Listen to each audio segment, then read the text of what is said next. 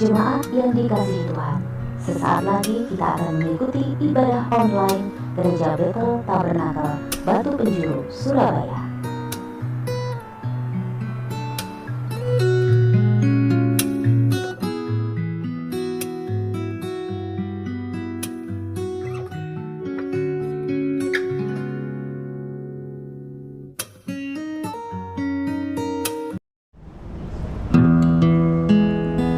Shalom saudara yang kasih di dalam Tuhan Yesus Kristus. Selamat hadir kembali di ibadah online di hari ini. Kita mau sama-sama, kita mau bersyukur berkat dari Tuhan. Apa yang sudah Tuhan berikan kepada kita, apa yang sudah Tuhan janjikan kepada kita mau terima di hari ini. Amin. Kita mau berdoa terlebih dahulu. Terima kasih Tuhan, terima kasih Yesus untuk di hari ini Bapa. Kami boleh berkumpul kembali Tuhan untuk menikmati berkat-Mu Tuhan. Kami mau bersyukur Tuhan di hari ini Tuhan, sebab kasih setia-Mu bagi kami Tuhan selalu nyata, selalu hadir baru Tuhan dalam kehidupan nyata kami Yesus. Dan saat ini Bapak, kami mau menyiapkan hati kami Tuhan, terlebih Tuhan untuk menerima berkat melalui firman-Mu Bapak. Kami mau memuji dan menyembah-Mu Tuhan. Lebih dahsyat lagi Bapak, kami mau menerima berkat dari Engkau. Terima kasih Tuhan, terima kasih Yesus. Dan kita yang percaya, kita mau mengaminkannya bersama-sama. Haleluya, amin. Amin, haleluya. Sungguh luar biasa kasih Tuhan bagi kita semuanya. Sungguh mulia Tuhan bagi kita semuanya. Amin Tuhan. Kami mau rasakan kasih-Mu Tuhan. Kami mau rasakan Tuhan kebaikan-Mu bagi kami Yesus. Sungguh ada bagi kami Bapa.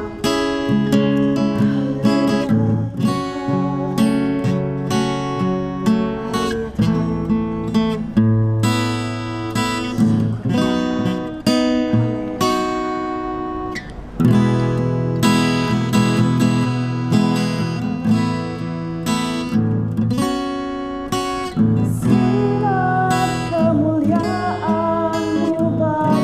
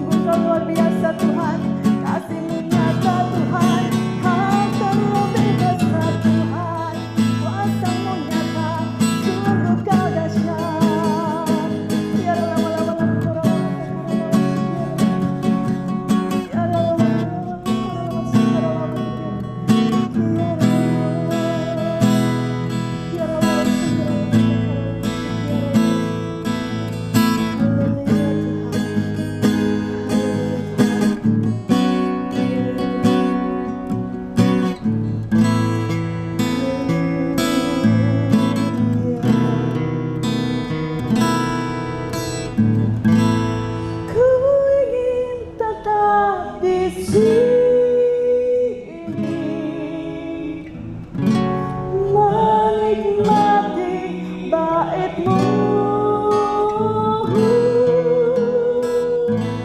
Ku ingin tetap di sini dan memandang indah wajah. Kau ingin tetap di sini Tuhan, haleluya. Ku ingin tetap di sini menikmati bait-Mu. Ku ingin tetap di sini dan memandang indah wajah-Mu, dan memandang indah wajah-Mu. Katakan dan memandang wajah-Mu Tuhan, dan memandang indah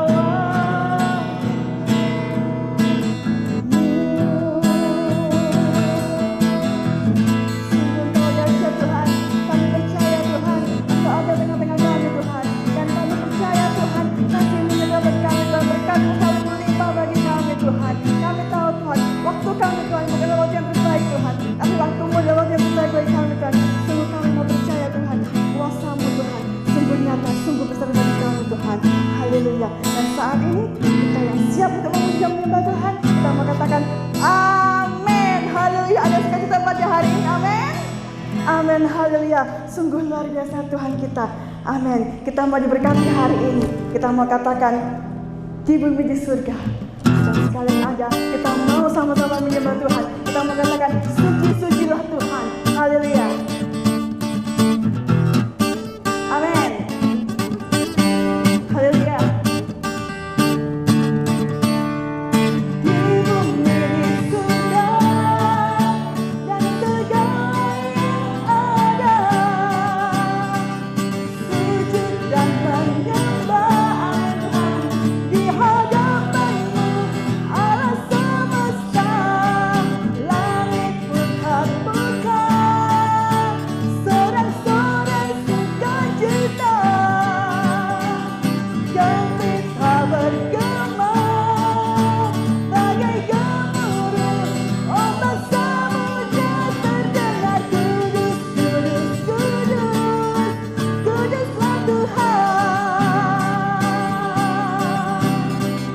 Suci, suci, suci, sucilah Tuhan.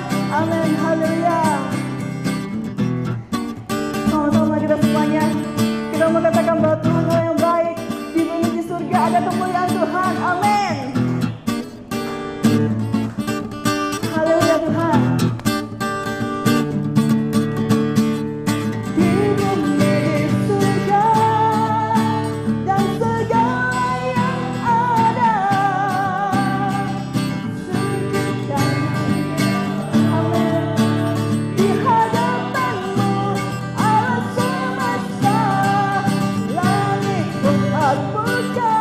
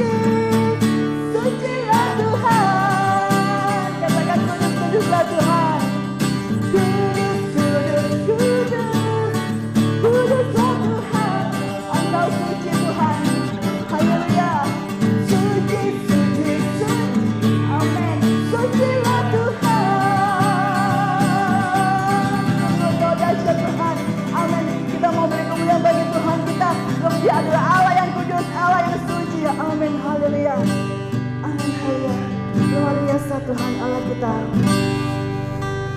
Tuhan kita adalah Tuhan yang kudus, adalah Tuhan yang suci, yang penuh dengan misteri, yang penuh dengan berkat yang melimpah bagi kita semuanya. Amin. Haleluya. Kita mau mengatakan bahwa Tuhan, sungguh kami mau percaya Tuhan, hanya Engkau satu-satunya Tuhan yang memberikan Tuhan yang terbaik bagi kami Bapa. Sungguh kuasa-Mu terlebih besar bagi kami Yesus. Amin Yesus Tuhan.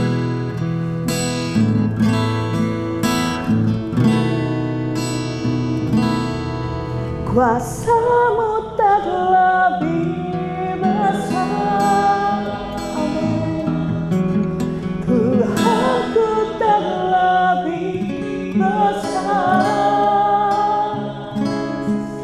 Tak pernah terlambat janji-Mu ya Tuhan, menolong hidupku. Kuasa-Mu Tuhan.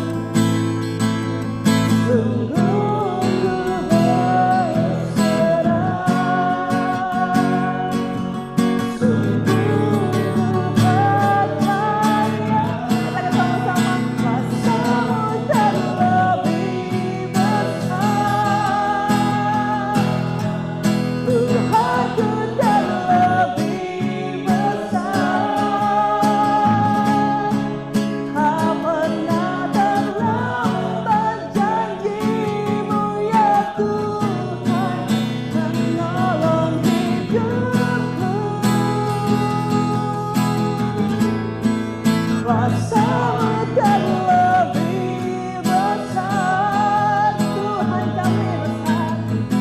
Amin Tuhan.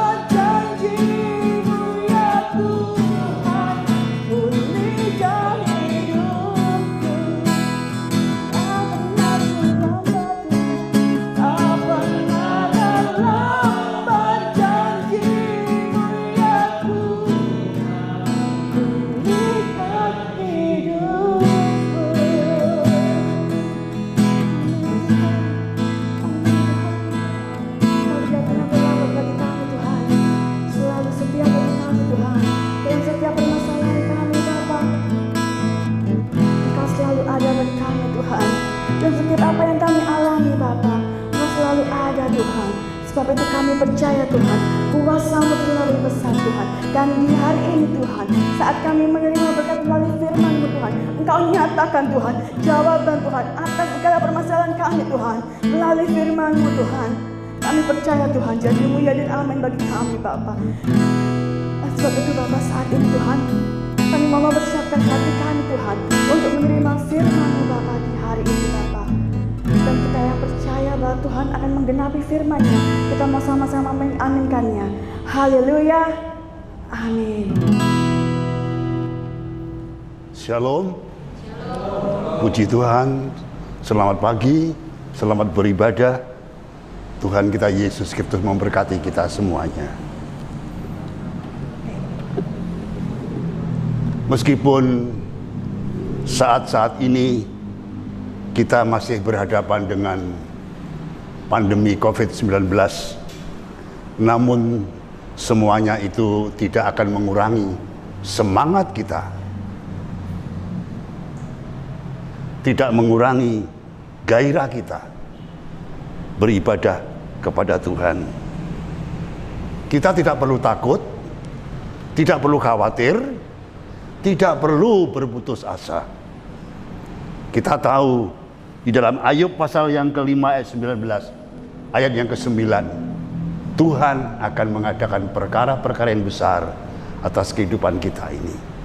Oleh sebab itu, tema firman Tuhan di pagi hari ini, tanggal 29 Agustus 2021, merupakan akhir daripada minggu di bulan Agustus ini, tema firman Tuhan adalah mendekatlah kepada Allah.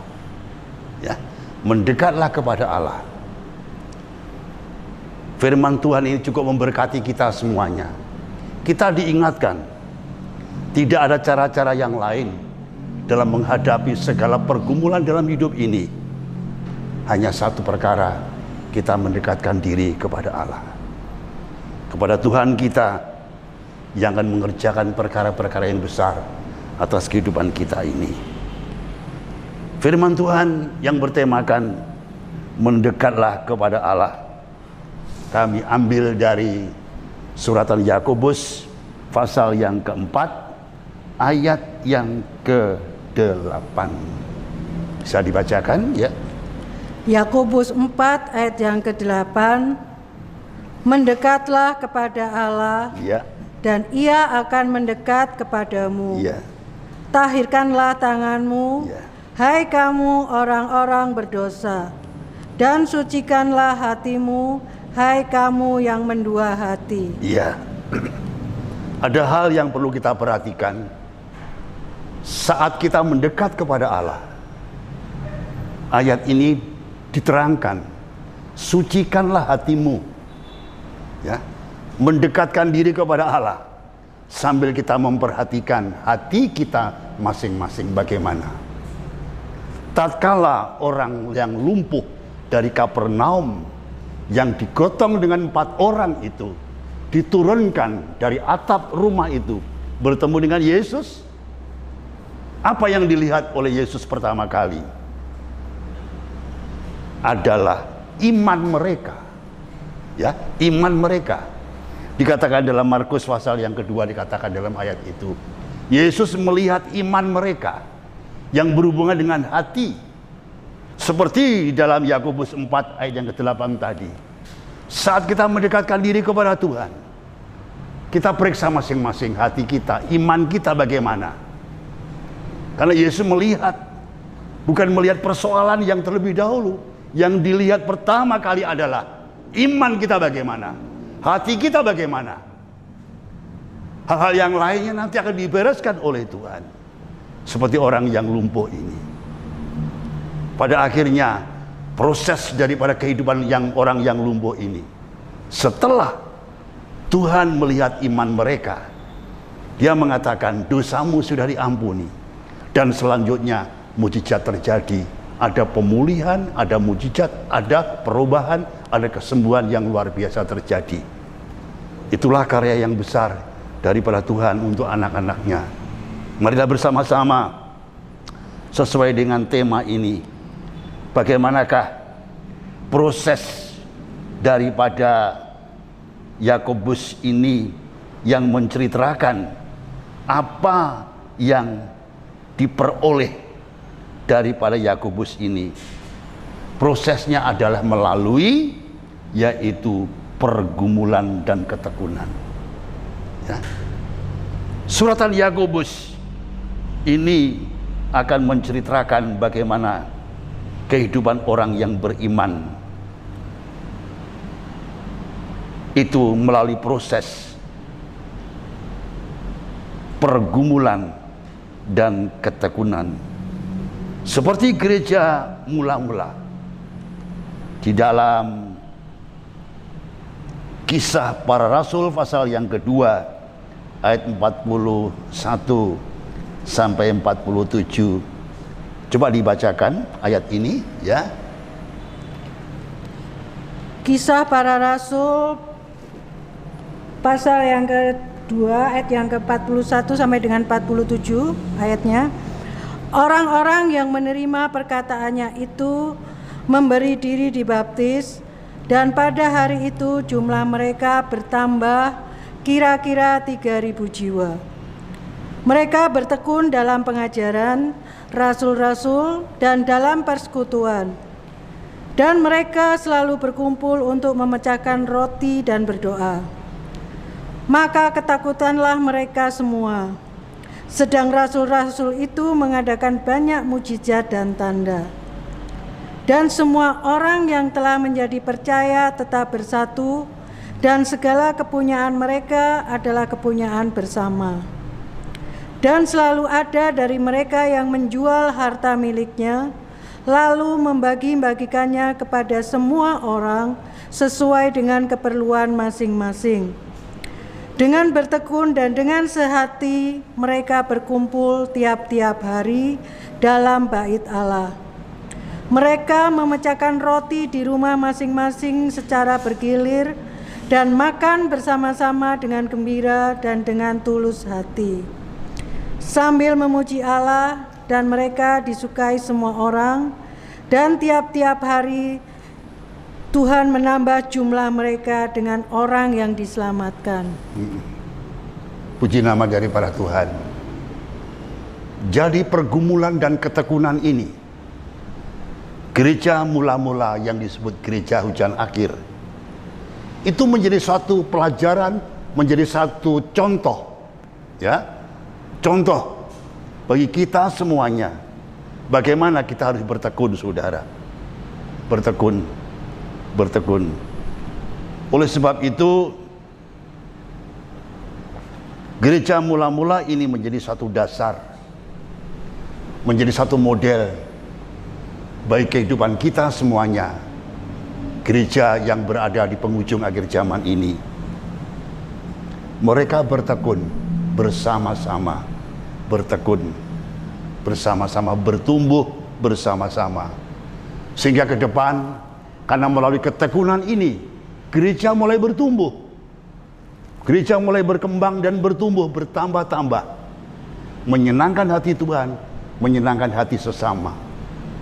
Dan disitu dinyatakan, satu dengan yang lain saling menopang, satu dengan yang lain saling membantu.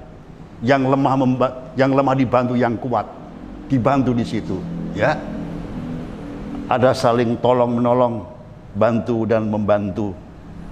Mereka semuanya bertekun, dan mereka semua bertekun. Yakobus mempunyai satu arti penangkap tumit.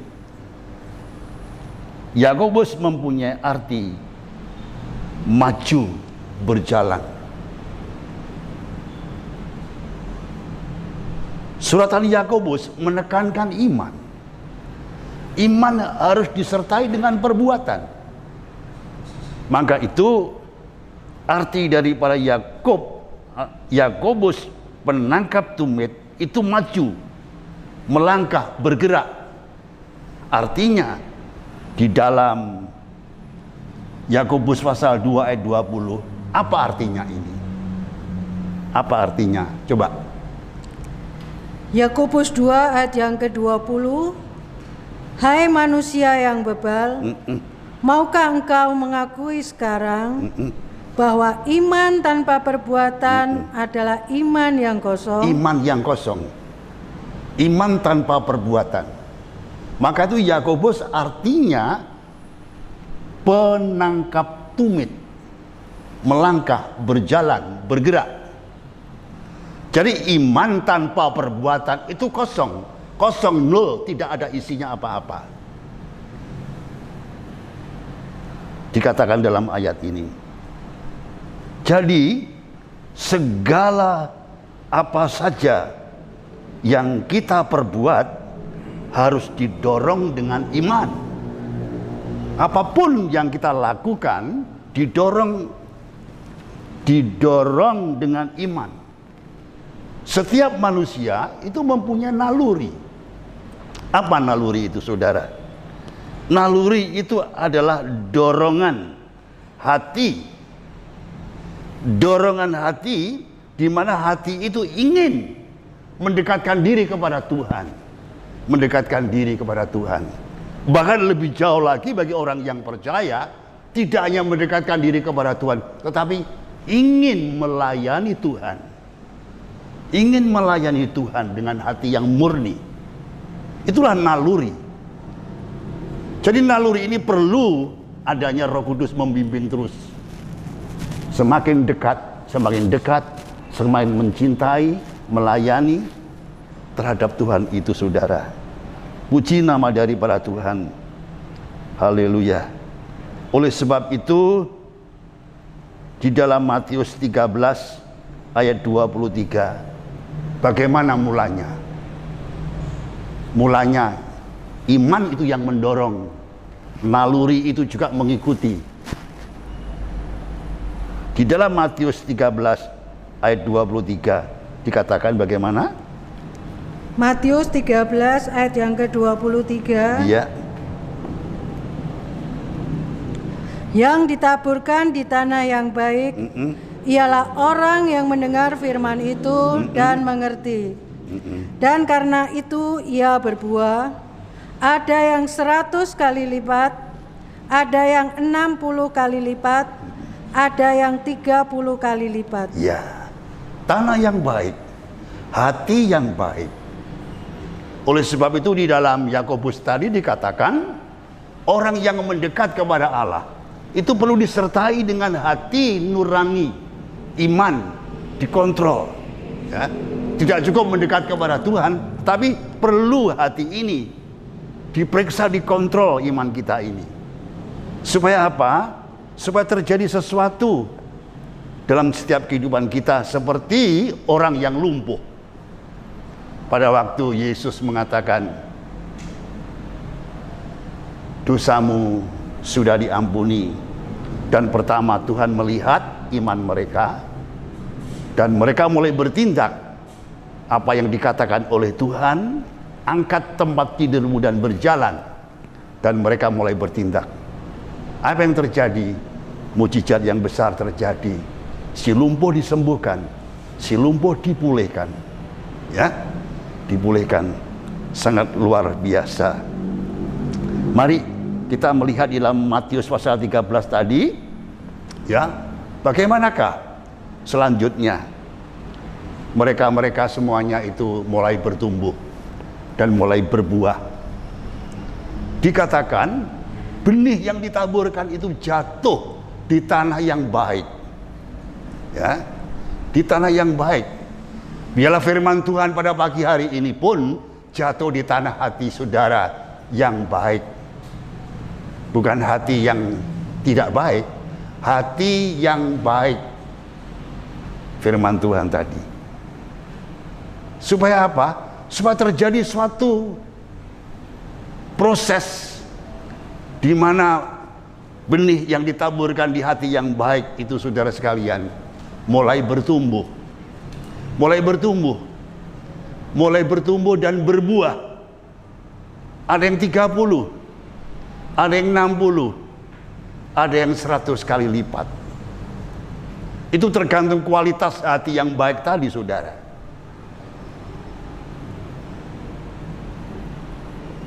Puji nama daripada Tuhan.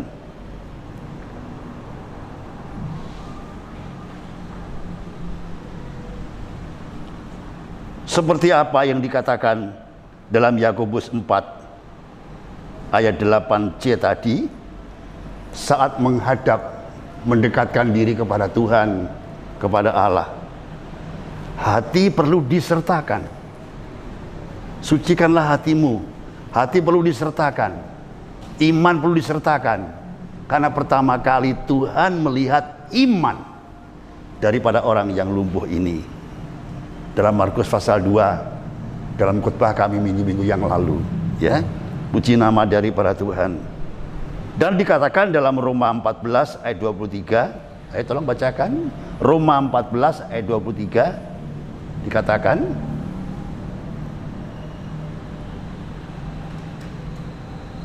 Roma 14 ayat yang ke-23, tetapi barang siapa yang bimbang, kalau ia makan, ia telah dihukum, karena ia tidak melakukannya berdasarkan iman. Dan segala sesuatu yang tidak berdasarkan iman, segala sesuatu yang tidak berdasarkan iman adalah dosa. Ya. Segala sesuatu yang kita lakukan, yang kita kerjakan, yang kita perbuat, perlu berlandaskan berdasarkan iman. Ya, iman. Ya, iman. Berdasarkan iman. Tentunya iman terhadap firman daripada Allah. Mari kita melihat selanjutnya usaha orang-orang yang mendekat kepada Allah. Usaha orang-orang yang mendekat kepada Allah. Di dalam Lukas pasal 17 ayat 11 sampai yang ke-19. Di sini akan diceritakan bagaimanakah usaha-usaha orang yang mendekat kepada Allah itu. Oke, ya. Lukas 17 ayat yang ke-11 sampai dengan 19. Ke-10 orang kusta. Dalam perjalanannya ke Yerusalem, Yesus menyusur perbatasan Samaria dan Galilea. Ketika ia memasuki suatu desa, datanglah 10 orang kusta menemui dia. Mereka tinggal berdiri agak jauh dan berteriak, "Yesus, Guru, kasihanilah kami." Lalu ia memandang mereka dan berkata, "Pergilah, perlihatkanlah dirimu kepada imam-imam." Dan sementara mereka di tengah jalan, mereka menjadi tahir. Seorang dari mereka ketika melihat bahwa ia telah sembuh, kembali sambil memuliakan Allah dengan suara nyaring. Lalu tersungkur di depan kaki Yesus dan mengucap syukur kepadanya. Orang itu adalah seorang Samaria.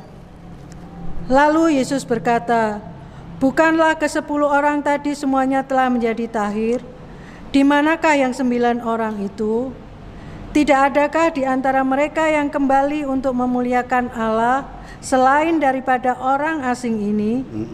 Lalu ia berkata kepada orang itu, "Berdirilah dan pergilah, imanmu telah menyelamatkan engkau." Ya, kisah daripada perjalanan Tuhan Yesus menuju ke Samaria dan Galilea, bertemu dengan 10 orang sakit kusta. Ya. Mereka memerlukan kesembuhan. Mereka memerlukan ketahiran dalam hidupnya.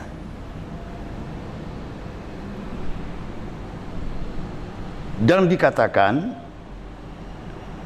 10 daripada orang kusta ini semuanya disembuhkan, semuanya ditahirkan.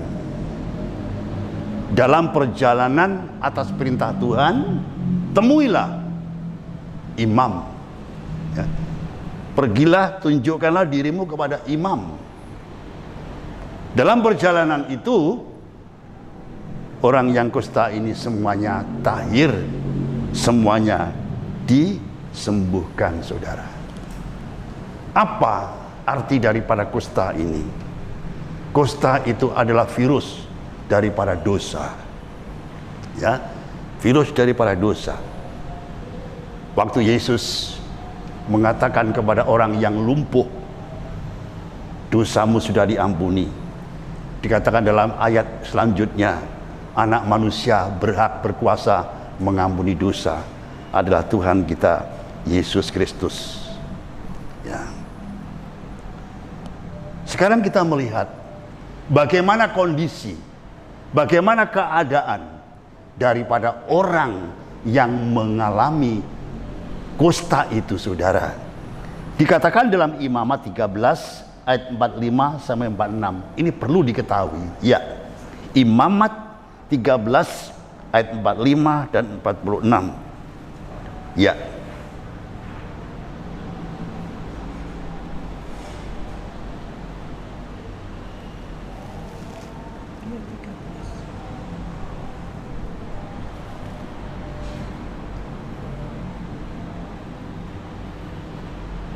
Imamat 13 ayat 45 46. Imamat.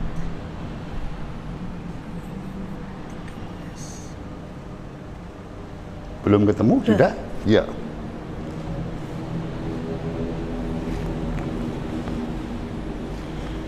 Imamat 13 ayat yang ke-45 dan 46. Orang yang sakit kusta harus berpakaian yang cabik-cabik, rambutnya terurai, dan lagi ia harus menutupi mukanya sambil berseru-seru, "Najis, najis." Selama ia kena penyakit itu, ia tetap najis. Memang ia najis. Ia harus tinggal terasing di luar perkemahan, itulah tempat kediamannya. Tadi sudah saya katakan bahwa kusta itu bicara soal dosa. Ya. Orang yang kena penyakit kusta itu orang yang berada di bawah dosa. Dosa, ya. Dikatakan dalam imamat ini ada 4 hal yang perlu kita perhatikan ini. Bagaimanakah pakaian orang yang kusta ini? Bagaimana pakaiannya?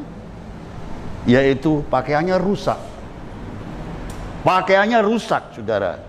Pakaian bicara soal kehidupan. Kehidupannya rusak. Tidak karu-karuan kehidupannya, ya. Yang kedua, rambutnya murat-marit. Rambut bicara soal kemuliaan, ya. Rambut bicara soal kemuliaan. Dan yang ketiga yaitu mulutnya berkata najis, najis, najis. Itu bicara ucapannya. Yang keempat, tempatnya terasing, terpisah. Apakah kira-kira pandemi seperti ini ya? Ya. Kehidupan, kemuliaan, ucapannya dan tempatnya terpisah. Kita tidak mengerti itu semuanya. Seperti kisah daripada Adam dan Hawa. Tatkala harus meninggalkan, keluar dari Taman Eden. Seperti itu kehidupannya, kemuliaannya, ucapannya terpisah. Ya, bahkan dikatakan kisah Adam dan Hawa yaitu kehidupannya menjadi rusak, kehilangan kemuliaan daripada Allah, telanjang.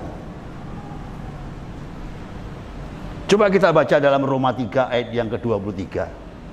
Diterangkan dalam firman ini, ya. Roma 3 ayat yang ke-23. Karena semua orang yang telah berbuat dosa, ya, dan telah kehilangan kemuliaan Allah. Iya, kehilangan kemuliaan daripada Allah. Kita maju selangkah dalam Lukas pasal 17 tadi.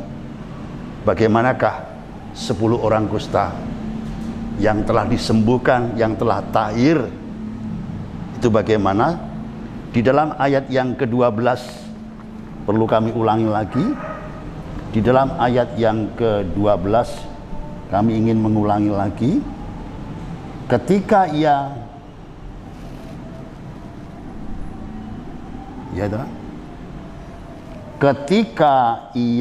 apa itu? Ketika ia memasuki suatu desa, datanglah 10 orang kusta menemui dia. Mereka tinggal berdiri agak jauh dan berteriak. Ya. Mereka berdiri dari kejauhan dan berteriak. Inilah kondisi orang yang sakit kusta tadi. Tidak tahan. Berteriak, tidak tahan. Mereka jauh. Tidak berani mendekat kepada Yesus. Dosa itu menjauhkan diri dari kebenaran. Yesus adalah kebenaran. Yesus adalah firman.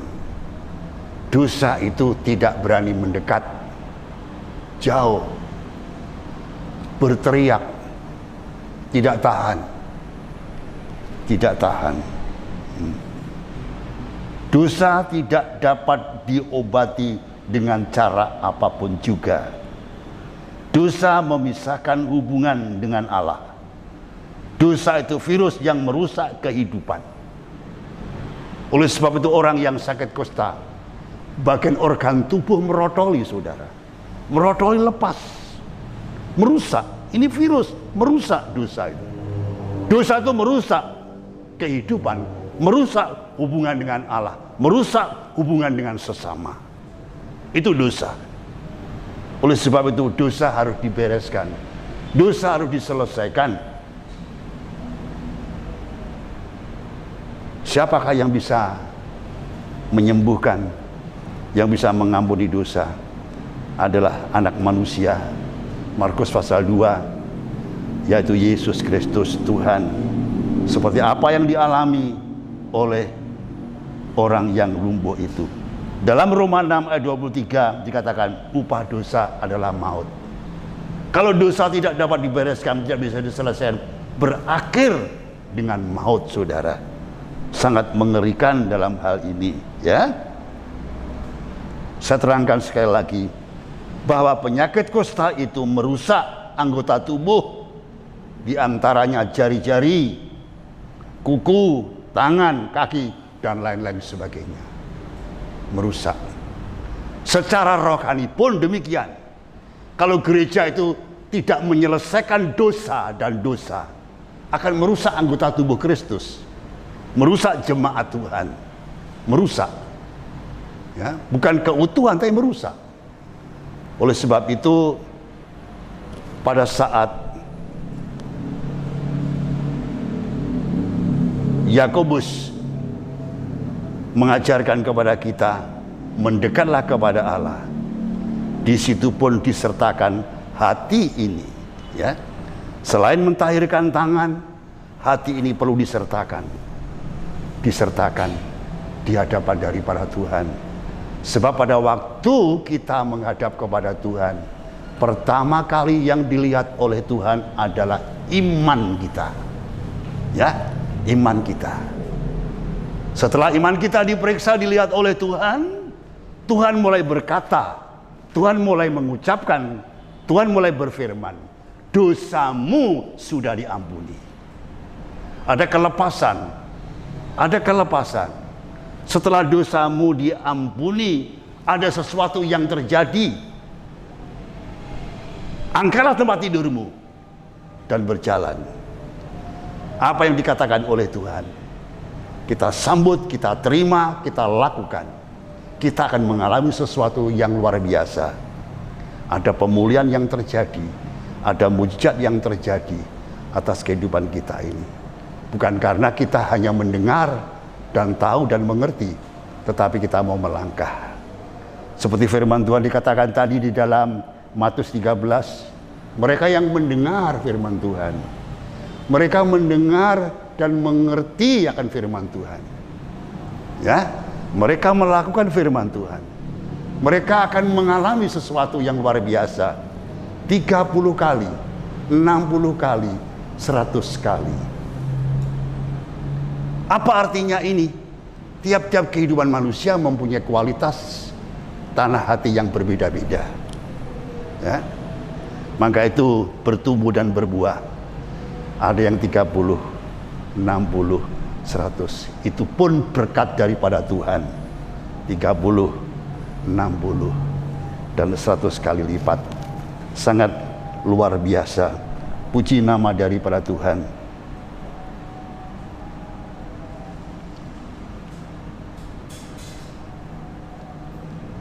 Dikatakan di dalam Efesus 5 ayat 30. Efesus 5 ayat yang ke-30. Ya, bagaimana? Efesus 5 ayat yang ke-30, karena kita adalah anggota tubuhnya. Karena kita adalah anggota tubuh. Karena kita adalah anggota tubuhnya. Itu, ya. Karena kita adalah anggota tubuhnya. Kristus sebagai kepala gereja Tuhan, kita semuanya adalah anggota tubuhnya. Supaya anggota tubuh itu tetap utuh, ya, tetap utuh. Tidak ada kusta. Kusta tidak harus ada. Maka itu kusta yang bicara soal dosa harus mendapatkan pengampunan. Pengampunan dan pengampunan. Karena dosa itu memisahkan hubungan dengan Allah dan sesama. Apa yang dikatakan di dalam perkataan orang kusta tadi, ucapannya kotor, najis. Tidak hanya pakaiannya yang murat-marit, yang robek-robek semuanya, rambutnya yang murat-marit, itu keadaannya. Bahkan juga mulutnya selalu berkata najis, najis, najis dan kotor. Ya, kalau mulut ini kotor, kalau mulut ini najis, kira-kira apa bisa menjadi berkat, saudara? Bagaimana kira-kira? Kalau perkataannya kotor, perkataannya najis, tidak akan menjadi berkat. Maka itu jaga mulut sebaik-baiknya. Jangan hanya ngomong mulut besar, ngomong ceplas-ceplos, ngomong seenaknya tanpa kontrol. Tidak menjadi berkat, menjadi sandungan. Tanpa terasa, itu adalah kehidupan yang terjangkit oleh kusta.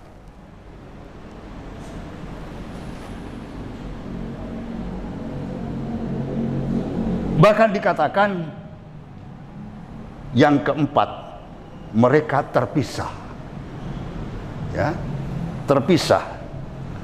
Tidak hanya pakaiannya yang rusak, rambutnya yang murat-marit, mulutnya berkata najis dan kotor, tapi tempatnya terasing dan terpisah. Tempatnya terasing, terpisah. Karena kusta. Terpisah. Akan dijauhi. Ditempatkan yang terasing.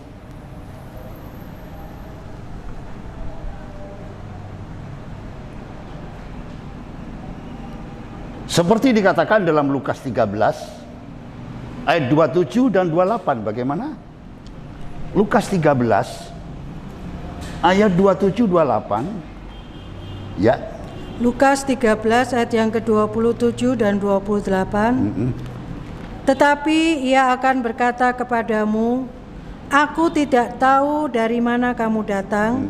Enyahlah dari hadapanku, hai kamu sekalian yang melakukan kejahatan. Di sanalah akan terdapat ratap dan gertak gigi, apabila kamu akan melihat Abraham dan Ishak dan Yakub dan semua nabi di dalam kerajaan Allah, tetapi kamu sendiri dicampakkan keluar. Bagian yang keempat daripada orang najis itu terpisah. Tempatnya terasing, tempatnya terpisah. Maka itu mari bersama-sama kita renungkan firman Tuhan di pagi hari ini. Ya. Kita menghadap kepada Tuhan, kita mendekatkan diri kepada Tuhan, tidak hanya merindukan satu kelepasan berkat anugerah kemurahannya, tidak hanya itu saja, tapi kita perlu menghadapkan hati ini, kehidupan ini, ya, supaya dalam kondisi yang menyenangkan hatinya daripada Tuhan itu. Lukas 13 tadi mengatakan, karena terpisah,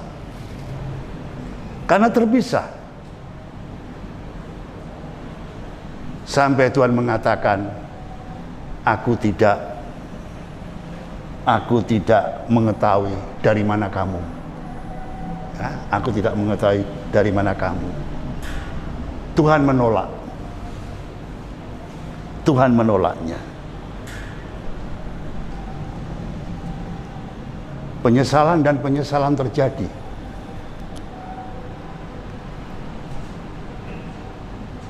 Saat ini kesempatan yang baik, oleh karena anugerah kemurahan Tuhan, kita mau memeriksakan, kita mau menghadapkan hati ini, iman ini,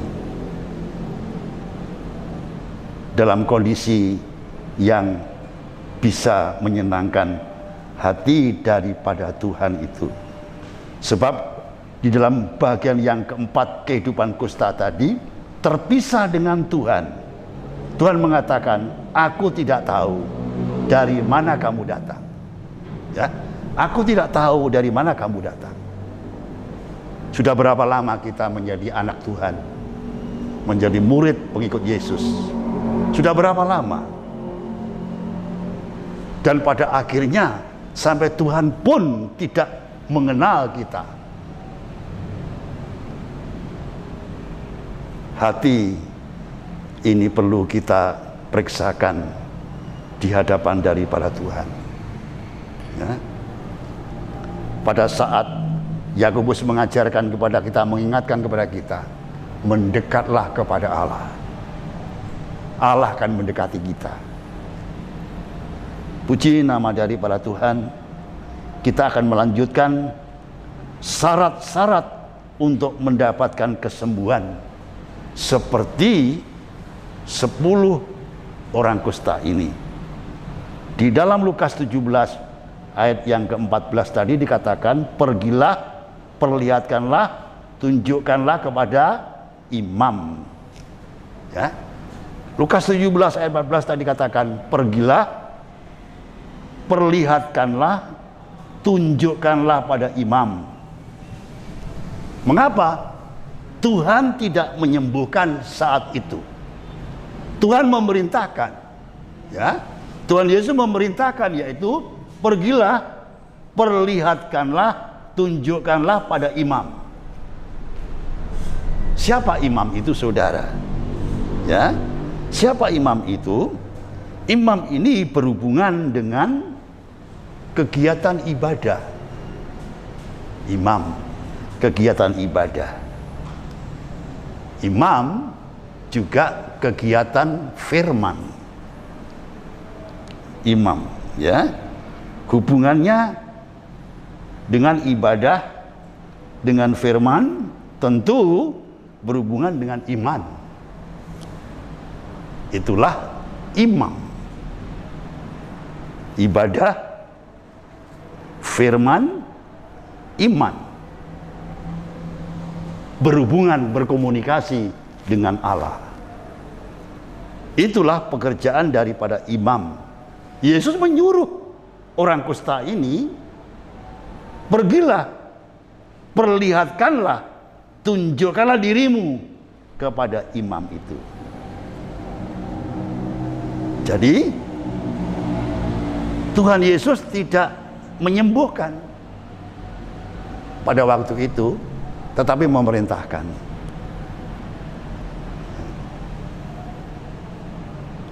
Yaitu kepada imam.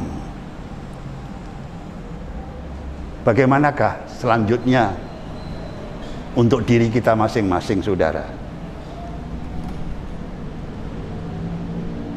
Memang itu ada kaitannya dengan Yakobus pasal 4 ayat 8, mendekatlah kepada Allah. Ya, mendekatlah kepada Allah, Allah akan mendekatimu. Kalau Allah mendekati kita semuanya, kita tidak perlu khawatir, tidak perlu takut semuanya itu. Yesus mengatakan, Bapamu yang di surga itu tahu. Burung di udara saja dipelihara oleh Tuhan semuanya. Apalagi kita semuanya sebagai anak-anaknya. Tidak mungkin dibiarkan begitu saja. Ya. Jadi di sini Tuhan menyuruh, pergilah. Pergilah. Ya, pergilah. Pergilah. Perlihatkanlah. Tunjukkanlah kepada imam. Ini bicara soal ibadah, soal firman, soal iman.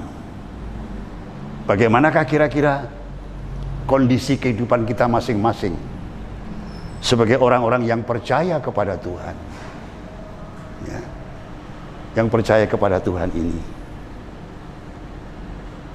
tentang ibadah kita,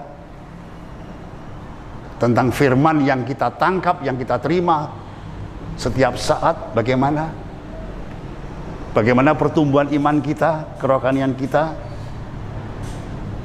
bagaimanakah hubungan kita dengan Tuhan.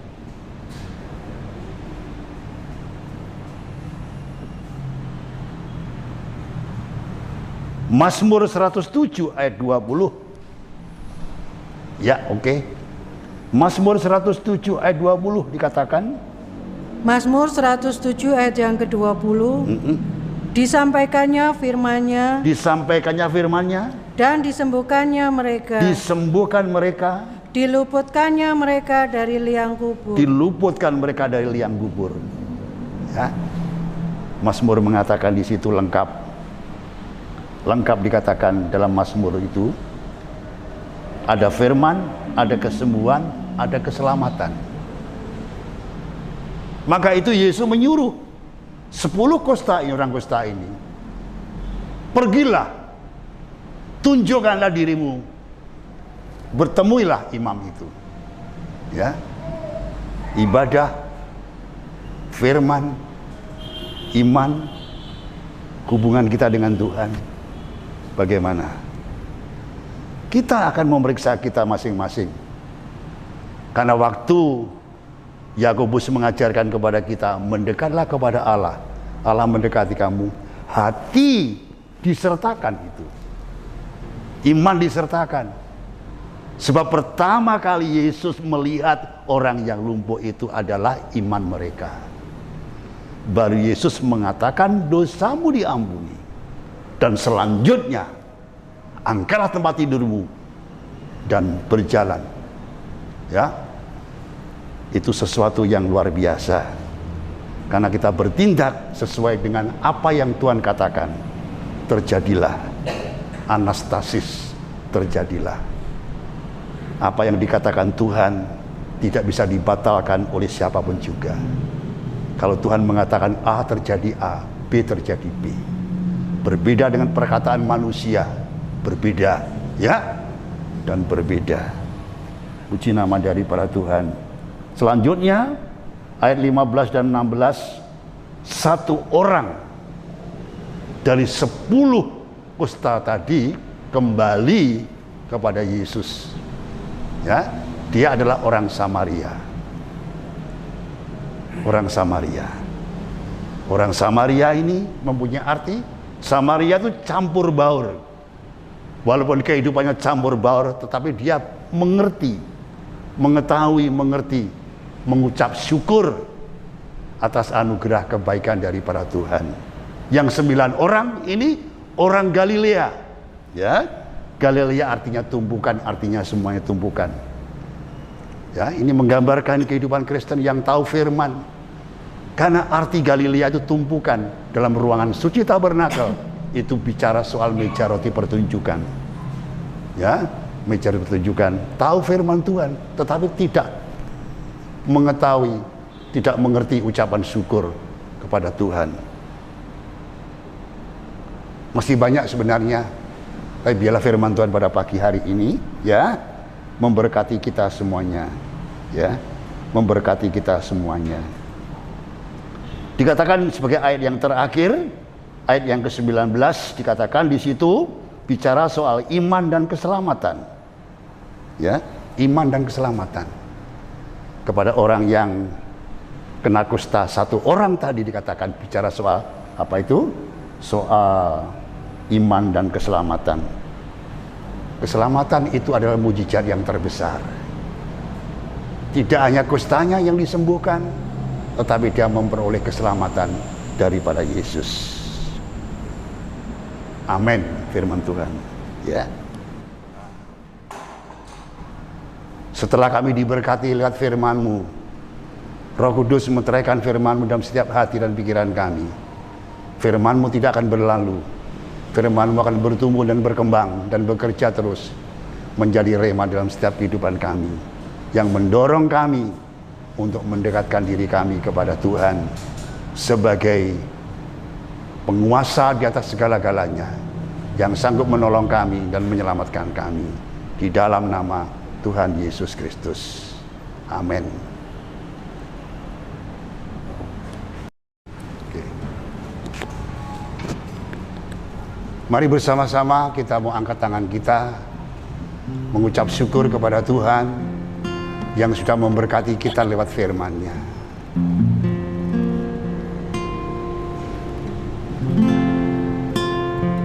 Pada akhirnya, saudaraku sekalian yang dikasihi Tuhan, kiranya berkat rahmat anugerah daripada Allah Bapa, Sang Putra, dan Roh Kudus, melimpahkan berkat-Nya jasmani rohani kepada kita semuanya.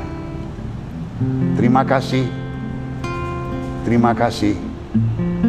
Biarlah damai sejahtera-Mu Roh Kudus akan menuntun memimpin kami semuanya sampai Maranatha, Tuhan datang yang kedua kalinya menjemput kami semuanya. Terima kasih, terima kasih.